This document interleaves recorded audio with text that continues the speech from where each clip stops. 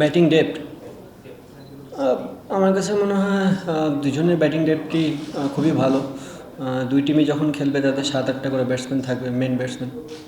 আপনার পাকিস্তান সিরিজ আপনি দুই টিমের মধ্যে যদি কম্পেয়ার করতে বলি, নিজেদের দলকে আগে রাখবেন নাকি ইন্ডিয়ার সঙ্গে কীভাবে কম্পেয়ার করবেন? দেখেন, আমরা পাকিস্তানে খুব ভালো ক্রিকেট খেলেছি, অ্যান্ড এটা আমার কাছে মনে হয় এটা পাস্ট হয়ে গেছে, বাট এখান থেকে আমরা কিছুটা কনফিডেন্স পেয়েছি। বাট হোমে যখন ইন্ডিয়ার সাথে খেলবো, ইন্ডিয়া অলওয়েজ বেটার সাইড।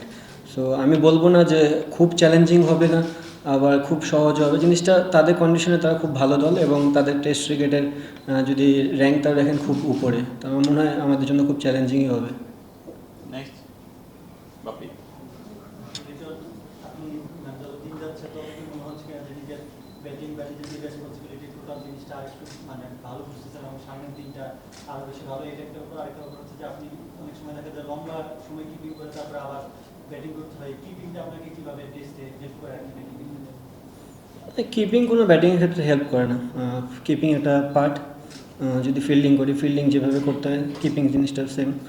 আর আরেকটা কী বললেন জানি?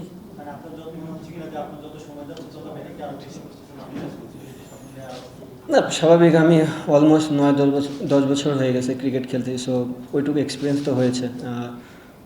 এখনই সময় দায়িত্ব নেওয়ার, তো দায়িত্ব যদি এখন না নিই তো আর কবে? সো সুযোগ পেলে আমি বলতেছি যে জিনিসটা যে দায়িত্ব নেওয়ার সময় এসেছে, বাট জিনিসটা এই না যে প্রতি ম্যাচে আমাকে দায়িত্ব নিতে হবে। আমি মানুষ, আমার দ্বারা মিস্টেক হতে পারে।